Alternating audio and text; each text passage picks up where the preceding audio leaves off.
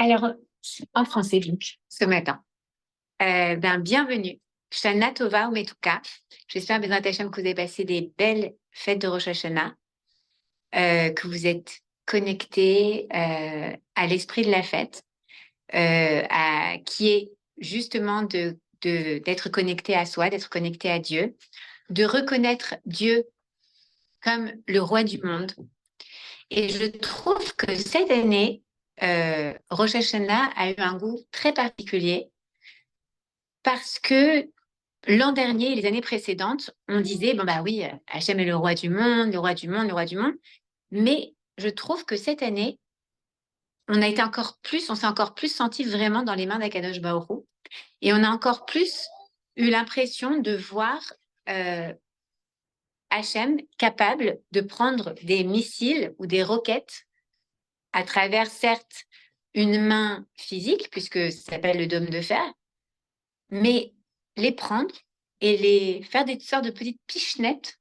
Moi, j'étais assez éberluée la semaine passée lorsque l'Iran a tiré 200 missiles balistiques, sachant qu'un missile balistique, c'est 14 mètres. C'est un truc de fou, c'est énorme. C'est pas une petite roquette de Gaza faite avec des tuyaux. On parle vraiment d'un missile qui peut détruire un quartier, quoi. C'est fou. 200 comme ça. Et quand tu vois la vidéo, d'abord, tu as l'impression presque que c'est un feu d'artifice, qui est vraiment très étrange. Mais surtout, tu te dis, mais c'est vraiment un miracle révélé. On dit qu'Akadosh Baruch Hu, depuis la destruction du deuxième Beth Amikdash, il n'est pas révélé. C'est-à-dire qu'on ne peut pas le voir clairement. On n'a pas de vision claire de la présence d'Hachem. On doit la deviner, on doit la... Mais là, je suis même étonnée que le monde entier ne se soit pas dit, mais c'est quand même incroyable ce qui se passe en Israël. Enfin, en Ukraine, en France, au Mali, en Syrie, n'importe où dans le monde, tu as un missile balistique qui arrive, il tape sur un quartier tout entier, il fait des milliers de morts. Et là, tu as 200 missiles balistiques qui arrivent. Ça ne touche personne directement. Malheureusement, un des débris a fait un mort chez les Palestiniens. Mais malgré tout, tu dis, mais et tout le monde n'est pas genre comme, what? Mais comment c'est possible? Comment c'est possible? Et qu'on ne croit pas que c'est notre ingénierie qui permet de ça. L'ingénierie du dôme de fer, d'abord, c'est aussi un miracle que ça puisse exister. Mais quand ils étaient en train de travailler sur éviter les roquettes, ils nous disaient clairement, bon, ça marche pour les roquettes de Gaza, on ne sait pas comment ça va marcher pour les missiles iraniens. Ça n'a rien à voir, ce pas les mêmes histoires. Même les missiles du Hezbollah, mais a fortiori les missiles iraniens. Et là, on a vu, vraiment, on aurait dit des petites pichenettes dans le ciel, comme ça, d'Akadosh Baruch Hu. Moi, je me suis dit vraiment, quand je vais rentrer dans Rosh Hashanah, et ça, c'est arrivé juste avant Rosh Hashanah, je vais vraiment percevoir encore différemment, avoir une meilleure perception de ce que ça veut dire de couronner Hachem comme notre roi. Que vraiment, tu es le roi du monde. Mais quand est-ce que on dit que le jour de Rosh Hashanah, Hachem est couronné et par tous les êtres humains normalement, d'accord? Et en fait, c'est ça la venue de Mashiach. C'est quoi la venue de Mashiach? C'est la révélation que Dieu est le roi du monde auprès de toute l'humanité. Que toute l'humanité reconnaisse qu'en fait, Dieu est le roi du monde. C'est ça, en fait, la révélation de Mashiach.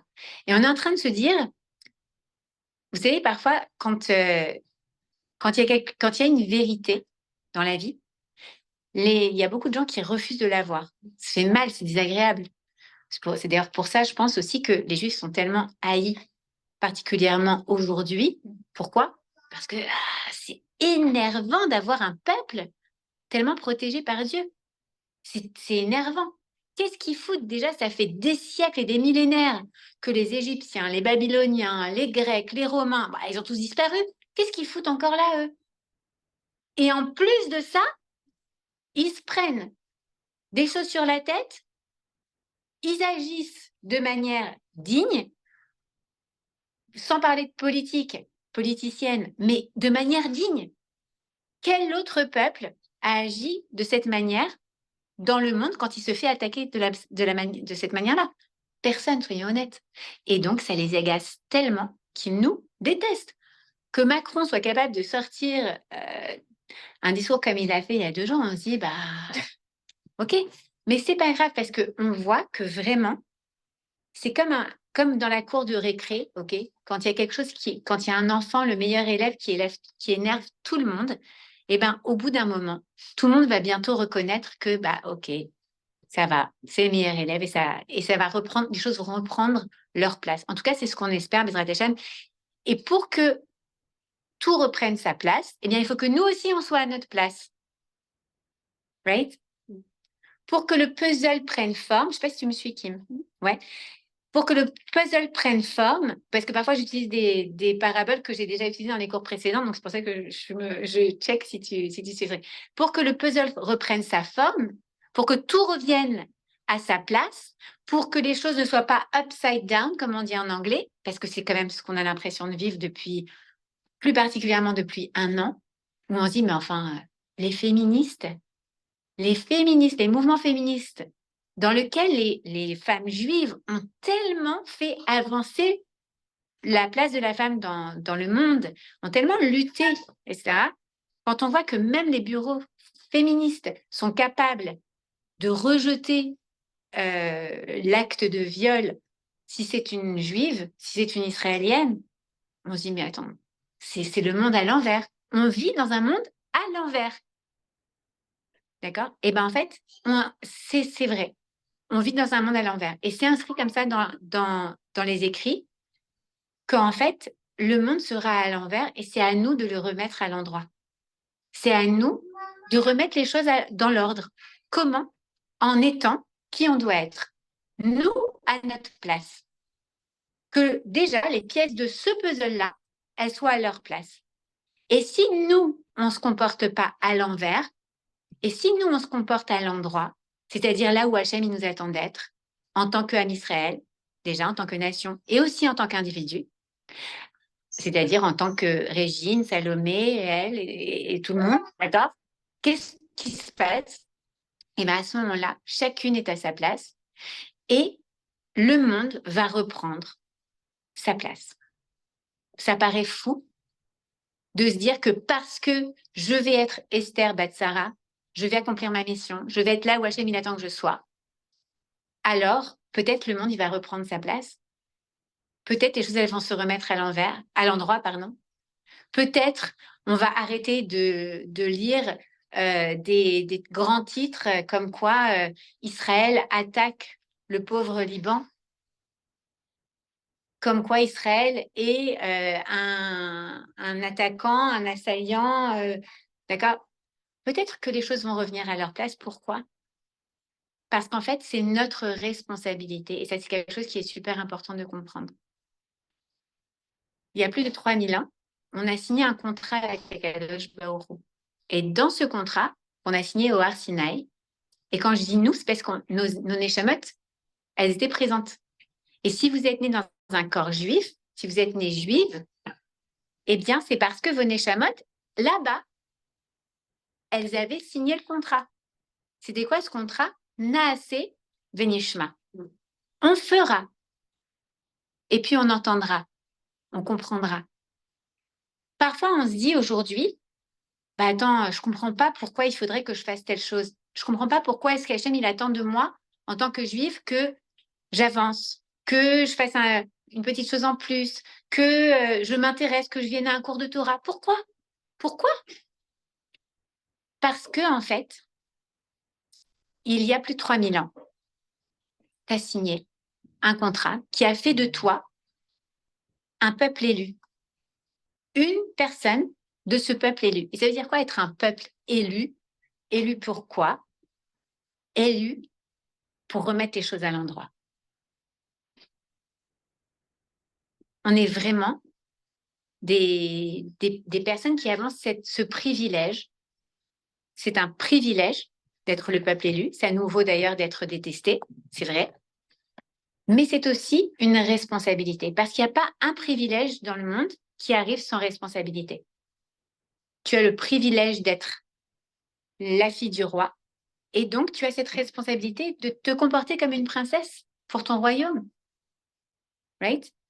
Tu as le privilège d'être, comment est-ce qu'elle s'appelle? Katie Holmes, right? De te marier avec le prince et tu deviens une princesse. Comment est-ce qu'elle s'appelle? Kate Middleton, pardon. Baruch atana Elohim melech haolam shehakol nivra. C'est qui? Tom Cruise. Ah, c'est pas le même style de princesse. Ah, c'est une princesse sans doute aussi. Kate Middleton, de te marier avec le roi et donc le prince, et donc par conséquent, tu as dorénavant des responsabilités. Et ces responsabilités, c'est d'être là pour éclairer ton royaume. Et bien, c'est la même chose pour Am Israël. Il y a près de 3000 ans, on s'est marié avec Akadosh Baruch Hu. On s'est marié avec le roi des rois, et on est devenu une reine. Et parce qu'on est une reine en tant que nation, eh bien, on a ce pouvoir et ce devoir, cette responsabilité d'être une lumière pour les autres nations. Et pendant des millénaires, c'est ce qu'on a été. Sauf que on est une reine humble. On va pas se la jouer, on va pas se sortir genre alors tu sais qui je suis. Non mais ça va, tu vas me respecter. Non, comment est-ce qu'on est? Nous on est humble. Quand on est envoyé en dehors de notre royaume, d'accord? Eh ben on veut pas montrer qu'on est trop une princesse, qu'on est trop une reine.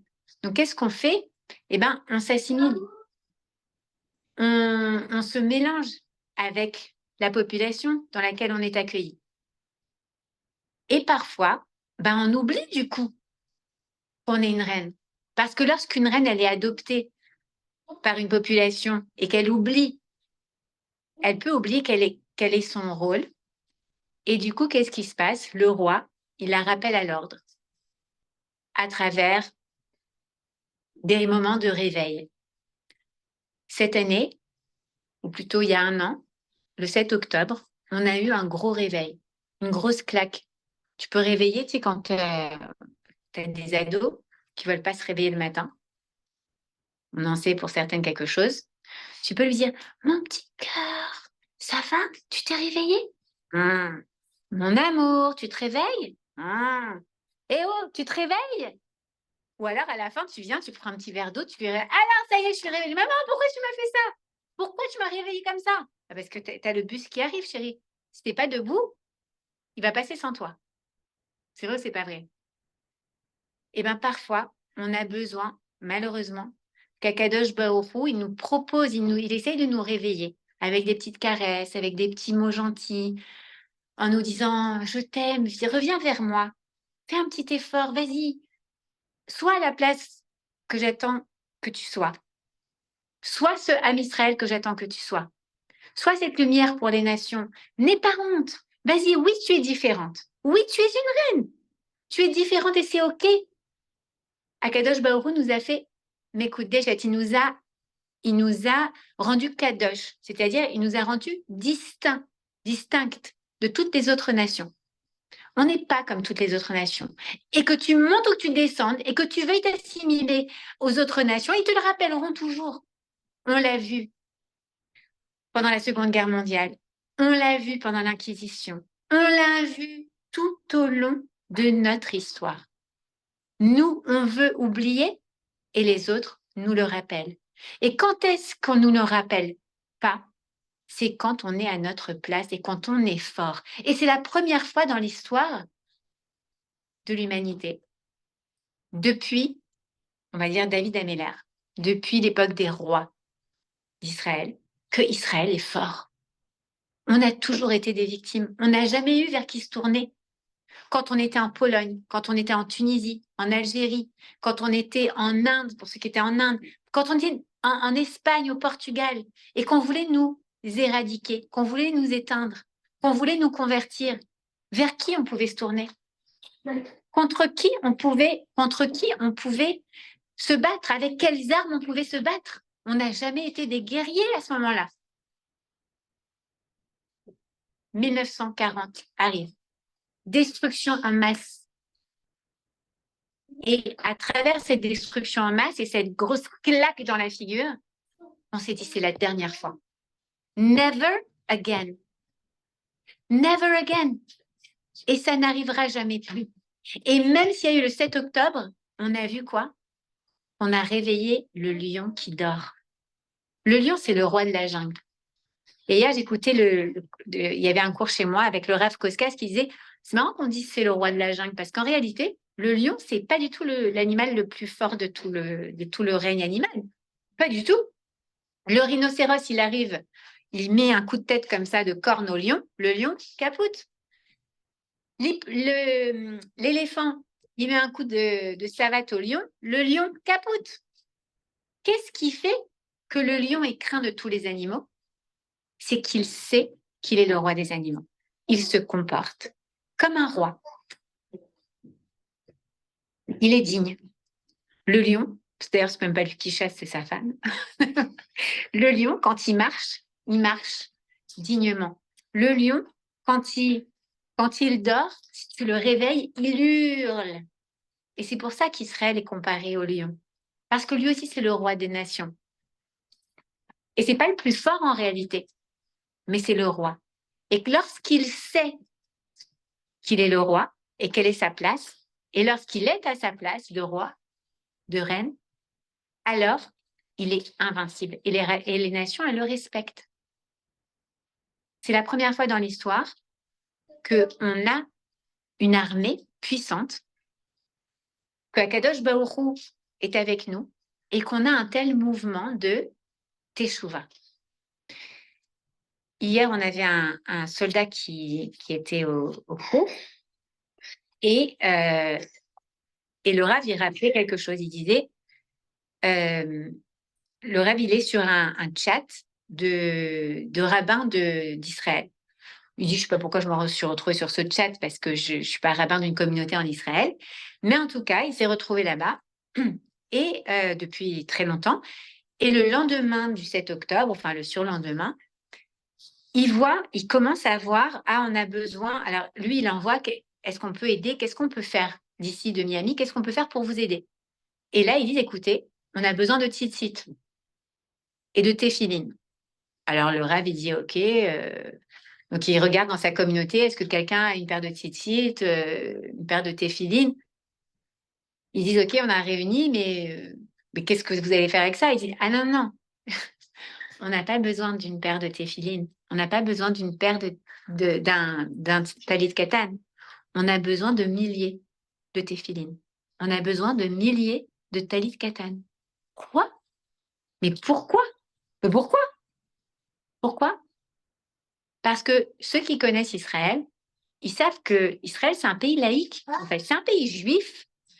C'est un pays dont les gens ont la émouna, mais c'est un pays laïque. Les gens ne pratiquent pas pour la majorité. Les Israéliens, c'était un pays socialiste dans lequel même les gens religieux qui sont arrivés après la Shoah, ou même les gens religieux qui sont arrivés du Yémen, du Maroc, de n'importe où dans le monde, quand ils sont arrivés, on leur a coupé les péotes et on leur a demandé de s'assimiler dans une république démocratique laïque. Bah oui. Bien sûr, si tu lis les histoires sur les juifs yéménites, sur les juifs même qui sont arrivés juste après la Shoah, tu verras, c'est poignant. Si vous avez l'occasion de lire un très beau livre qui s'appelle Loulek, c'est l'histoire du Rav Lau, qui est le grand rabbin ashkénaze d'Israël. Et c'est son histoire, Loulek. C'est son surnom. C'est un petit garçon de 4 ou 5 ans qui a été sauvé par son grand frère, qui avait cousu dans une thé d'oreiller une doublure pour pouvoir lui mettre son frère. Et il l'a transporté pendant ces 5 années. Et il l'a caché pendant ces 5 années. Et il est devenu le grand rabbin d'Israël. Mais il raconte, quand il est arrivé en Israël avec son frère, d'abord, ils ont été séparés. Et ils ont été mis volontairement dans des familles non religieuses pour leur enlever leur religion. C'était comme ça. C'était comme ça. Et c'est comme ça. Et c'est comme ça que des milliers de juifs en Israël ont cette foi en Dieu. Ils vont parler de Dieu, mais ils ne pratiquent pas. OK, c'est très courant en Israël. Il y a beaucoup de gens qui ne pratiquaient pas. Octobre 7 arrive, 7 arrive, et tu as des milliers de Chayalim qui disent je veux mettre mes téphilines, je veux la protection d'Hachem avec un talit katan, avec des titites. Trouvez-moi ça. Sauf que tu les trouves pas en 2 secondes. Où est-ce que tu trouves ça? L'année dernière, tout le mois de fin octobre, enfin tout le mois d'octobre, novembre, à la yeshiva des garçons, dès qu'ils avaient une pause, ils nouaient, ils faisaient des titites. Ils faisaient des titites. Et on envoyait en Israël, on envoyait en Israël. Bien sûr, on envoyait aussi des casques. Et vous savez, dans cette communauté aussi, il y a eu beaucoup d'envois de casques, de gilets pare-balles, de lampes, de caméras, de trucs, de machins. OK, OK. D'ailleurs, on se demande comment c'est possible. Parce que quand on voit qu'ils ont réussi à piéger des talkie-walkie et des pagers, tu te dis, mais c'est fou qu'on ait pu envoyer n'importe quelle GoPro et n'importe quelle lampe. Peut-être que ça aurait pu être aussi piégé, finalement. Ou, j'ai- ou- comment est-ce qu'on dit Localisé. Ou localisé. Géolocalisé pour savoir où étaient les réels. En tout cas, Baruch Hashem, ce n'était pas le cas. Mais donc, ouais, il y a eu cette volonté-là, ce retour-là. Et donc, ça, c'est tout l'objet de Yom Kippour. Et on va commencer notre cours. Quoi? Non.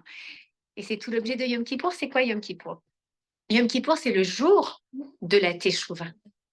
C'est le jour où on scelle notre dossier. Et qu'est-ce qu'on demande à Kadosh Baruch Hu? Kodvenu besefer Chaim. Inscris-nous dans le livre de la vie. C'est quoi la vie?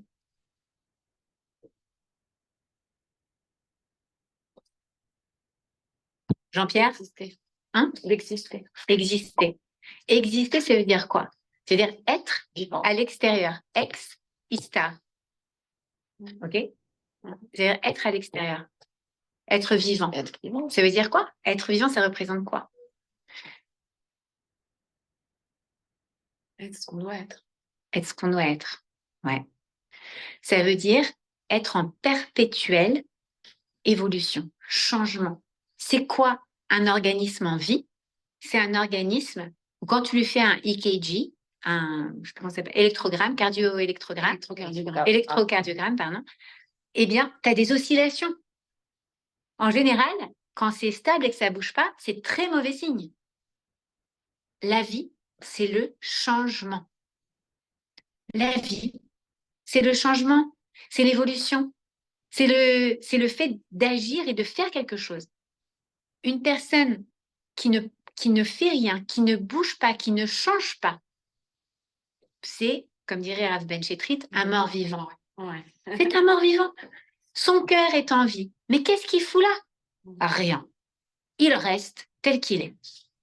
Un steak qui n'a pas évolué. On n'est pas là pour ça. On est là pour changer. C'est notre mission de grandir, de changer, d'évoluer, de se raffiner et d'aller vers qui? Vers soi, vers soi-même, vers qui on doit être, vers la mission qu'Hachem nous a donnée. Rabbi Nachman Ibresev, il nous enseigne, le jour où tu es né, c'est le jour où Hachem il a décidé que ce monde, il ne pouvait pas se passer de toi. Mais c'est pas toi, celle-là, c'est toi, toi. C'est Kim, pas Gilberte. OK? Gilberte aussi. Mais lorsque, si Gilberte existe, d'accord? Et tant que Gilberte existe, c'est que Gilberte est essentielle à ce monde. Mais le jour où Gilberte disparaît, c'est que sa mission est terminée. Ça veut dire quoi? Ça veut dire qu'en fait, l'univers, il a besoin que tu sois toi. Et c'est qui toi? C'est pas moi qui tends à vouloir être comme elle. C'est pas moi qui aurait aimé avoir autre chose. Non, c'est moi tel qu'Hachem il m'a construite, tel qu'Hachem il m'a donné les talents. Il m'a donné les talents que j'ai. Il m'a donné les ressources, que ce soit matérielles, intellectuelles, physiques, pour réaliser cette mission. Personne d'autre que moi peut réaliser cette mission. Donc déjà, on comprend que ça ne sert à rien que je sois jalouse de l'autre ou que je me dise pourquoi celui-là, il a telle chose, ou que je me plaigne de ma condition. pourquoi moi j'ai pas, pourquoi moi je suis pas blonde aux yeux verts? Quand j'étais petite, ma maman est blonde aux yeux verts. Je me dis mais Hachem, mais pourquoi moi je suis châtain avec les yeux marrons comme un cochon? Pourquoi moi j'ai pas les yeux verts comme ma maman? Je voulais être belle et blonde comme ma maman. voilà. Et ben voilà. Même dans la perruque, j'ai continué à choisir la C'est vrai, j'aurais pu, ça me va pas du tout. J'ai essayé. Ça sert à rien. Hachem, il t'a faite telle que tu es parce qu'il a besoin que tu utilises ce matériel pour réaliser la mission spirituelle qu'il attend que tu fasses. C'est tout. Pourquoi tu n'es pas encore marié à 50 ans? Eh bien, je n'en ai aucune idée. Mais si Hachem, il a fait que ce soit comme ça, c'est parce que tu as fait pendant ces 50 ans où tu n'étais pas marié, ou on va dire pendant ces 30 ans où tu n'étais pas marié, des choses que tu n'aurais pas pu faire si tu avais été marié. Les prières que tu as accomplies, les choses que tu as fait en dehors de ta maison, si tu avais eu un foyer, si tu avais eu des enfants. On va prendre l'exemple du Rabbi Miloubavitch et de son épouse. Ils n'ont jamais eu d'enfants. On peut se dire, c'est faux ça, pourquoi ils n'ont pas eu d'enfants? Pourquoi Hachem ne leur a pas donné des enfants? Il en a donné à Abraham Avinu et Sarah Imenu, à Rivka et Yitzhak, à Yaakov et Rachel et Léa. Pourquoi pas à eux? Est-ce qu'ils auraient pu être tellement à l'autre et là pour l'autre à 100%, comme des parents pour leurs enfants, si ils avaient eu leurs propres enfants? Bah apparemment pas. Akadosh Baruch Hu, il ne leur a pas donné d'enfants physiques, mais en revanche, aujourd'hui, je pense que dans le monde entier, on est tous en un sens des enfants du Rabbi de Lubavitch, qu'on a tous à un moment profité, bénéficié, grandi à travers, je ne suis pas Lubavitch, je peux me permettre de le dire, mais profiter, bénéficier de leur amour de l'autre être humain, d'avoir prévu d'aller envoyer des shlichim comme ça dans le monde entier pour permettre à n'importe quel juif, où qu'il soit dans le monde, de se rattacher à son judaïsme, de faire teshuva. Teshuva, ça veut dire, shuv, ça veut dire retourner. Retourner à qui? À toi. C'est ça qu'Hachem veut ce jour-là. T'as mal à l'œil? Ouais, je suis en galère. T'as une lentille? Ouais. Non, j'ai lentille. Retourner à soi. Le jour de Yom Kippour, c'est le seul jour de l'année où on n'a pas de Yetzer Hara. C'est le seul jour de l'année où on est vraiment soi-même. Il n'y a pas cette petite voix qui dit ah, oh là là, non, mais attends, tu vas quand même pas faire ça. Attends, ça va quoi, faut pas exagérer. D'accord? C'est le jour de l'année où il n'y a pas de Yetzer Hara, et c'est d'ailleurs pour ça qu'il y a des personnes qui sont très, très éloignées. Rav Citru qui les appelait les juifs de Kippour. C'est qui? C'est des personnes qui savent qu'elles sont juives, mais qui ne sont pas connectées au judaïsme parce qu'elles ont vécu la Shoah, parce qu'elles sont nées dans des familles où on ne connaissait pas, parce que ça ne les intéressait pas, peu importe. Mais ces gens-là, bizarrement, le jour de Kippour, qu'est-ce qui se passe? Elles vont à la synagogue. Et pourquoi? Parce que la Neshama, qui est leur je, d'accord? Quand je dis J-E, je, Ani en hébreu, je parle de la Neshama. La Neshama d'une personne qui est un morceau de Dieu placé à l'intérieur de nous, c'est ça une Neshama. Et bien cette Neshama, elle a différents niveaux, elle a 5 niveaux différents, d'accord? Et le niveau le plus haut s'appelle la Yechida. Et ce niveau-là, il est jamais, jamais, jamais touché par quelque faute que ce soit. Qu'on mange du cochon, du préserve, qu'on fasse pas Shabbat, qu'on aille avec des femmes interdites, que si, que ça, peu importe quel péché la personne fait, ce point-là, c'est le point divin, c'est le point de Dieu. Et ce point-là, même si tous les autres canaux ils sont déconnectés, ce point-là, lui, il est relié à Dieu. Et ce jour-là de Yom Kippour, eh ben, tous les juifs du monde entier qui ont une neshama, toutes les personnes qui ont une neshama, les juifs, vont venir se reconnecter à leur source, à Dieu. Ils vont faire teshuva. En hébreu, shuv, ça veut dire revenir. Teshuva, ça veut dire que qu'il reviendra, il va revenir. Fais ton retour. Okay? Ton retour à toi-même, à qui tu es vraiment, à cette partie de Dieu qui est en toi. Et on va terminer sur une chose. J'ai écouté dans un cours de Maria Chadret de l'année dernière une très belle prière que faisait le Kohen Gadol. Donc, vous savez, le jour de Kippour, à l'époque du Temple, le service n'était pas le même que ce qu'on fait nous aujourd'hui. Et le Kohen Gadol, donc le grand prêtre du Temple, du Beth Amikdash, eh bien, il avait un service très particulier. Il rentrait dans un endroit du temple qui s'appelle le Kodesh HaKodashim, qui est donc le Saint des Saints.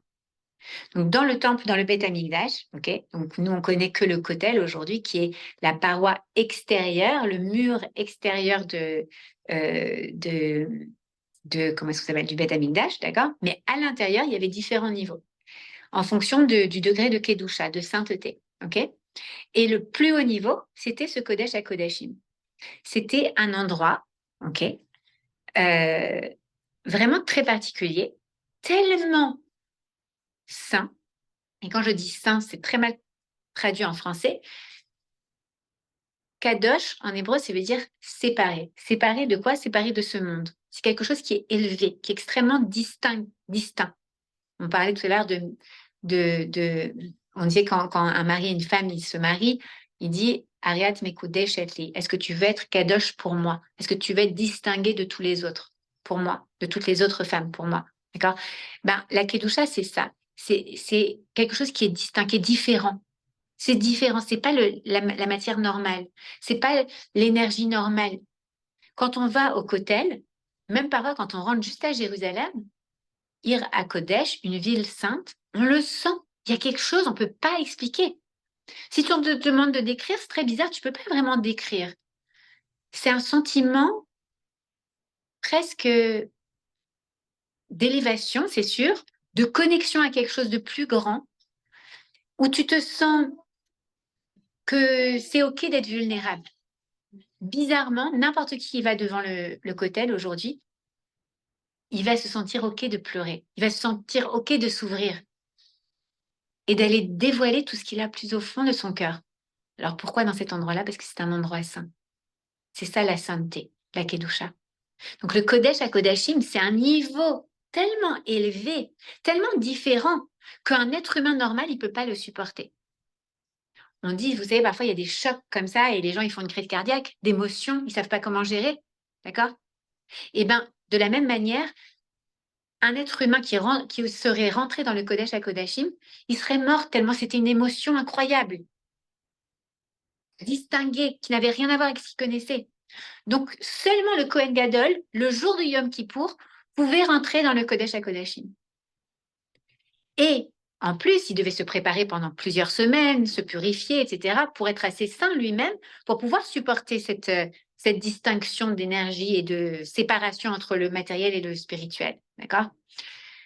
Mais comme on ne pouvait pas rentrer et qu'on savait qu'il y avait des Kohanim Gedolim qui étaient morts parce qu'ils n'étaient pas assez préparés, on va dire, peut-être, ou pas assez sanctifiés, peut-être, je ne sais pas exactement, et que personne ne pouvait aller les chercher à l'intérieur, puisque personne d'autre ne peut rentrer.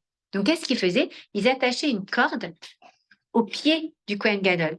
Parce que si jamais il mourait pendant son service de Yom Kippour, il fallait pouvoir le sortir.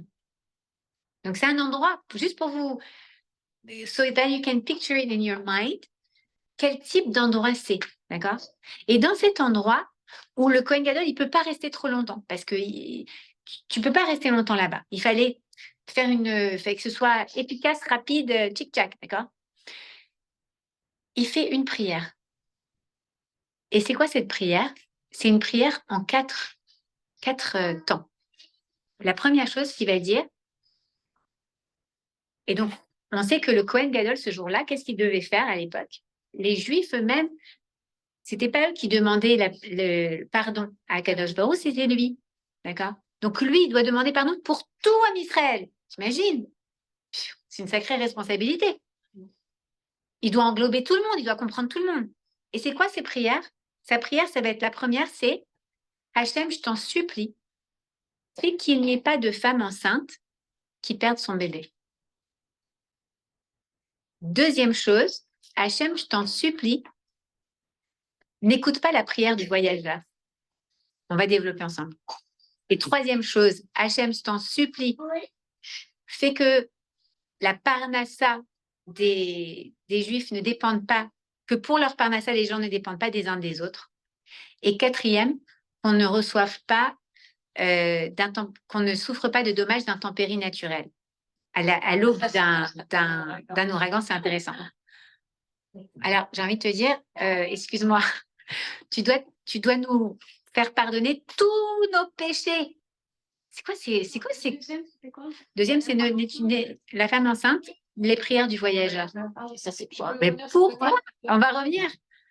Mais attends, je comprends pas, Kadosh Baruch. Parnassa ne dépend pas des autres. On ne dépend pas des uns des autres pour notre parnassa. On va voir pourquoi. Mais ça fait pas de sens. Prends un truc plus général. Vas-y, pardonne-leur tout. Oh, les pauvres, ils sont ignorants. Ils sont des êtres humains. Ils ont ce mauvais penchant. Non. Quel rapport? C'est quoi une femme enceinte? C'est une femme qui porte quoi? La vie. La vie. On a dit la vie, c'est quoi? C'est le perpétuel changement. C'est d'arriver à devenir la personne qu'on doit devenir. C'est ça la vie. Hein? C'est ce qu'on a dit tout à l'heure. Akadosh Baruch Hu, le Kohen Gadol, il dit, et je t'en supplie, qu'il n'y ait pas parmi tout Am Israël une seule personne qui n'arrive pas, who miscarries, qui perd son bébé. Comment est-ce qu'on dit? Ouais, qui perd un bébé. Ok? Pourquoi? C'est-à-dire quoi? Tu vois, qu'il n'y ait pas un potentiel qui ne vienne pas à être actualisé. Qu'il n'y ait pas une personne cette année, puisque c'est pour l'année qui arrive, qui n'arrive pas à donner naissance à soi-même, à lui-même. Que chacun, on soit là où tu nous attends. Que chacun, on puisse finalement donner naissance à la personne qu'on doit vraiment être. Yom Kippour, c'est aussi appelé Yom HaRachamim, c'est-à-dire le jour de la miséricorde. Mais c'est quoi un rechem? C'est un utérus. C'est aussi le jour des utérus. Ça veut dire quoi? Que ce jour-là, on est tous enceintes de soi-même. On a tous en puissance la possibilité de décider que cette année, je veux être Esther Batsara. D'accord? Et toi, et toi, et toi, et toi, avec votre Neshama. Je veux être cette Neshama. Je veux accomplir la mission que tu m'as donnée. Est-ce que je vais y arriver tout de suite? Non, je vais me mettre en chemin. Je vais aller découvrir ce que c'est que cette mission. Et je vais faire un petit truc. Alors, beaucoup de personnes disent « Ah, Esther, cette année, j'ai pris sur moi, tatati, tatata. » On ne prend pas sur soi, en fait. On ne prend pas sur soi de faire Shabbat et de la tsniout et de trucs. Pourquoi? Parce que quand tu prends sur toi, c'est vrai que c'est relou. C'est lourd. Ah, je prie sur moi. Ça pèse 3 tonnes. Ça pèse 3 tonnes de me couvrir la tête. Ça pèse 3 tonnes de faire Shabbat. Ça pèse 3 tonnes de manger kasher. Ça pèse 3 tonnes sur mon dos. J'en ai ras-le-bol. À Kippour, on prend une Kabbalah Ktana. Ça veut dire quoi? Une petite Kabbalah. C'est pas qu'on prend quelque chose sur soi, c'est qu'on fait une Kabbalah. C'est quoi une Kabbalah? Kabbalah, ça vient du mot Mekabel, qui veut dire accueillir, recevoir. C'est-à-dire que tu prends avec toi. Tu prends pas sur toi, que ça te pèse et que ce soit relou. Prends un truc avec toi. Fais de la place pour accueillir ce que tu as décidé de faire. Tu as décidé d'être toi-même? Ok, super. Tu as décidé d'être cette Neshama Théora qu'Akadosh Baruch Hu t'a donnée? Super. Qu'est-ce que tu veux faire? Tu veux, une fois par semaine, au lieu d'aller au restaurant pas cachère, décider de, allez, je vais faire Asiatico ou non, c'est le portefeuille qui va, qui va tomber par terre. Un resto cachère à la place.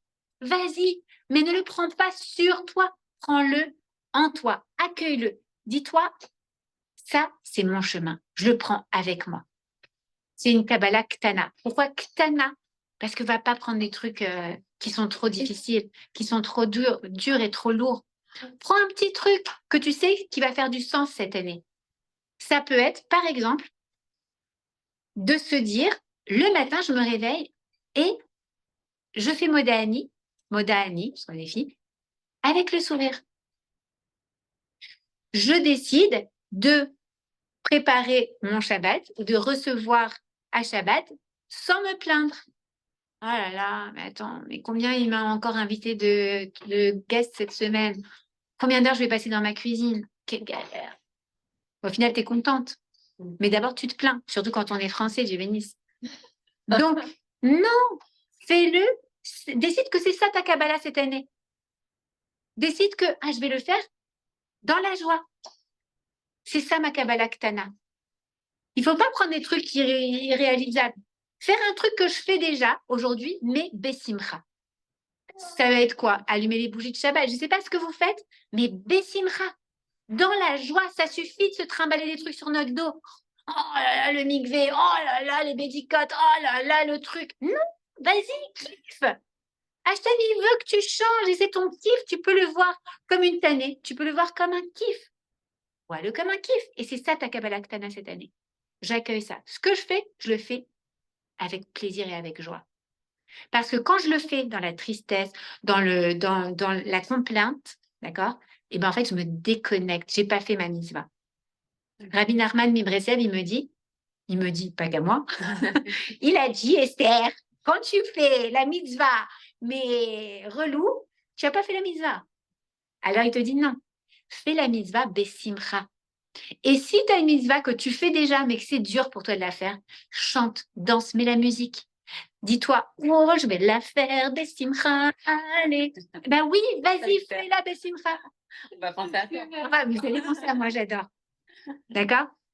Deuxième chose, la prière du voyageur. Quel rapport? Pourquoi il prie le voyageur? Imagine un mec qui vient à Miami en vacances et il se retrouve avec Milton sur le dos. Milton, c'est l'ouragan. Ouais. Ouais.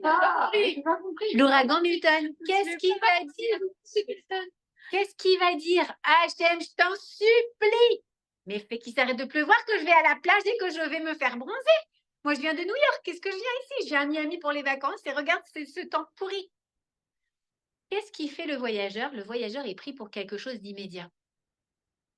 Il ne voit pas la grande picture. Il voit que ce qui est maintenant. Arrêtons d'écouter ce genre de prière. Même les nôtres. Hachem, je t'en supplie. Je veux tomber enceinte maintenant. Hachem, c'est pas moi qui parle. Moi, ça y est. Mais alors qu'en fait, Hachem, il te dit, mais attends, tu sais pas pourquoi je te fais attendre. Je veux ce job maintenant. Je veux que mon mari, il me rende heureuse maintenant. Ah non, ça, c'est toi qui dois te rendre heureuse d'abord. Tout ce qu'on veut maintenant, voilà la grande picture, parce que Akadosh Baruch Hu, il écoute tes prières. Mais est-ce que tu veux vraiment qu'il écoute cette prière? Parce qu'en fait, moi, je me souviens par exemple d'une prière que j'avais faite à l'époque où j'avais fermé. On a dû fermer le magasin avec mon frère à l'époque, il y a 17 ans. Et j'avais dit à Hachem, mais oh là là, je t'en supplie, s'il te plaît, fais qu'on puisse continuer cette activité, qu'on puisse continuer à travailler dans cette activité, etc. Mais maintenant, quand je vois, je dis merci Hachem que je n'ai pas continué à vendre des meubles. Je kiffe beaucoup plus à enseigner la Torah. D'accord? Mais à ce moment-là, si Hachem il avait écouté ma prière de voyageur, vas-y, ouvre-moi un nouveau magasin bois et chiffon. Eh ben, j'aurais été en train de vendre des meubles. Et franchement, j'aurais raté une partie de ma mission. Donc, Akadosh Baruch Hu n'écoute pas les prières du voyageur. Permets-nous d'avoir des prières qui sont plus larges que ça. Hachem, j'attends encore ce petit bébé. J'attends encore ce petit bébé. Mais tu sais, Akadosh Baruch, j'ai confiance en toi. Je sais que si tu me fais attendre, c'est pour une meilleure raison. Alors, fais, je t'en supplie que quand ils viennent, ce soit Bessimcha, que ci, que ça. Essayons d'avoir plus de bitachon et d'élargir le champ quand on prie. Troisième chose, on a dit qu'on ne dépende pas les uns des autres pour la parnassa. Qu'on comprenne qu'en fait, C'est pas parce que j'ai la connexion avec Régine et avec Lynn que je vais pouvoir vendre mon appart ou que je vais pouvoir faire l'affaire. Tout le résultat, bien sûr qu'il faut que je fasse ma ishtalout et que je tire les cordes, mais le résultat de ma parnassa, il vient d'Akadosh Baruch Hu. Donc, fais qu'ils ne pensent pas qu'ils dépendent les uns des autres, mais qu'ils dépendent que de toi, qu'ils se rendent compte qu'ils dépendent que de toi. Et la catastrophe naturelle, parce qu'on n'a pas envie de se retrouver avec une catastrophe naturelle.